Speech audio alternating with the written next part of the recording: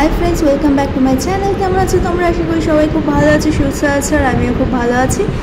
এখন আমি রেডি হয়ে গেছি। আর আজকে কোথায় যাচ্ছি জানো? আজকে যাচ্ছি রিয়ার ঠিকানাতে, আমি আর জয়দীপ মিলে। সেখানে আমরা দুজনেই কাজের লোক আর কাজের মাসি হয়ে যাব।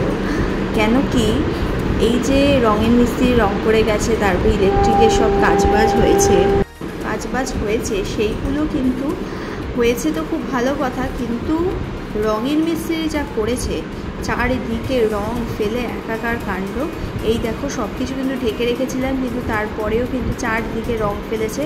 আমার রান্নাঘরে যে বেসিনের অবস্থাটা যে কী জঘন্য করে রেখেছে, এটা তো আমি ঘষে তুলেছি 20%, সেইটার দেখালাম। আর এখানটায় দেখো 20% কি 70% তুলেছি। তারপরে আমি তোমাদের দেখাচ্ছি। এটা ঘষতেই আছি। একে তো আমার হাতে ব্যথা, তার মধ্যে এই সব কাজ বলো তো পোষায়। আর আমি এই দিকে কাজ করছি, আর জয়দীপ আবার অন্যদিকে কাজ করছে। আর কি বলবো, মানে আমাদের দুজনের হালাত কিন্তু পুরোপুরি খারাপ হয়ে গেছে। আর এই সব কাজ করার অভ্যাস কি আর আমাদের আছে বলো তো?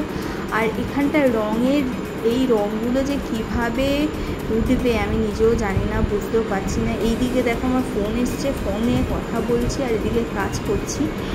আর কাজ করতে করতে তো কত দেরি হবে সেটা এখনও পর্যন্ত বলতে পারছি না। এদিকে পেয়েছে আমার জোরসে খিদে পেলেও তো কি হবে, খিদে চেপে রেখে আগে কাজটা পুরো কমপ্লিট করে নিতে হবে, তারপরে কিন্তু সমস্ত খাওয়া দাওয়া এই সব কিছু করতে হবে। কেন কি ঘর যখন নোংরা থাকবে, এই নোংরা ঘরের মধ্যে তো আর খেলে চলবে না, তাই জন্য কিন্তু আগে কাজটা সেরে নিতে হবে। আর এদিকে যেমন গরম পড়েছে, এই গরমে কিছুই আর সহ্য করা যাচ্ছে না। আর তোমাদের ঘরে যখন কাজকর্ম হয়, তোমাদেরও কি এরকম এক্সপিরিয়েন্স আছে যারা ঘর রং করিয়েছো? আমাকে একটুখানি জানিও তো। আমার তো এই ফার্স্ট টাইম এক্সপিরিয়েন্স হলো, মানে নিজের হাতে কোনো কাজ সামলাচ্ছি বলে হয়তো ফার্স্ট টাইম এক্সপিরিয়েন্স হলো। তবে জয়দীপ আমাকে বলেছিল যে যেখানেই ফাঁকা রাখবে সেখানেই কিন্তু পুরো রং করে দেবে এরা। আর আমার তো রাগে গজগজ করছি আর কিন্তু কাজ করছি, কিন্তু কি করা যাবে, কাজ তো আমাকে করতেই হবে, এগুলো তো পরিষ্কার করতেই হবে। আর আমি যখন গৃহপ্রবেশ করেছিলাম তার আগে, মানে ফ্ল্যাটটা হ্যান্ডওভার নেওয়ার পরে, আমি কিন্তু একটা কাজের মাসিকে রেখেছিলাম যে ঘর পরিষ্কার করে দেবে। সে তো মানে থেকে টাকা নিত, মানে প্রচণ্ড ডিম্যান্ড। আর আমি যেখানে ফ্ল্যাটটা কিনেছি এইখানটায় এত জিনিসপত্রের দাম আর লোকজনের এতটাই দাম, মানে কোনো কাজ করবে তো যেটা তুমি তোমাদের বাড়ির সামনে হয়তো 100 টাকা নেবে, সেখানে এটা হচ্ছে 300 টাকা নিয়ে নেবে, 400 টাকা 500 টাকা, মানে যার যেমন মাথা মুড়ে খেতে পারে আর কি। এইটা আমি কিন্তু খুব ভুল করেছি যে এখানে ফ্ল্যাটটা কিনে। আমার মনে হয় যে আজকে আমি বুঝতে পারছি টাকা পয়সা এতটাই, মানে এরা যা তা ভাবে টাকা নিচ্ছে। এই দেখো পুরো পরিষ্কার করেছি, পুরো মেজে। তো রিয়ার ঠিকানায় এখন আছি আমরা, আমি আছি, জয়দীপ আছে। পুরোটা তো ক্লিন করলাম দুজনে মিলে, মিস্ত্রি তো করে দিয়ে গেছে আর চারিদিকে যেখানে পেরেছে সেখানেই রং মাখিয়ে গেছে পুরো হোলির মতন। আর এখন আমাদের এই এখন বাজে বিকেল 5টা। এখন এই দেখো খাবার নিয়ে বসেছি, এখন খাবো, চলো খেয়ে নিই।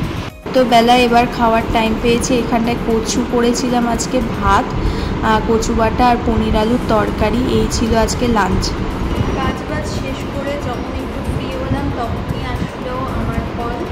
আর এখন আমি কম্পিউটার অন করে বসে গেলাম কাজে, কেন কি অনেকদিন ফাঁকি হয়ে গেছে কাজ। এই কাজ ফাঁকি দিতে আমি একদমই চাই না, কিন্তু ঘরের কাজ হচ্ছিল তো কী করবো, কোথায় কাজ করব, তাই জন্য ফাঁকি হয়ে গেছে কাজে।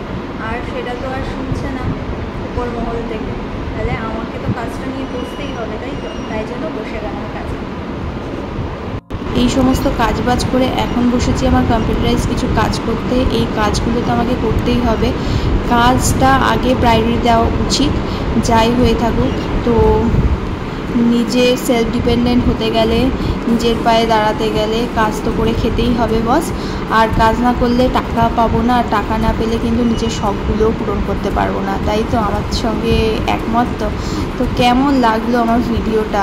তোমরা কিন্তু কিছুই বলছো না, মাঝে মাঝে কমেন্ট পাচ্ছি যদিও, আমার বেশ ভালোও লাগছে কমেন্টগুলো পড়তে। যাই হোক, কাজ বাজ সেরে এবার কিন্তু আমি বাসে করে ফিরছি। স্টুডেন্টের বাড়িতে গিয়েছিলাম, ওখান থেকে এসে এই যে রাত্রিবেলার ডিনার, পনির আলুর তরকারি আর ডিমের অমলেট করেছিল জয়দীপ, রুটি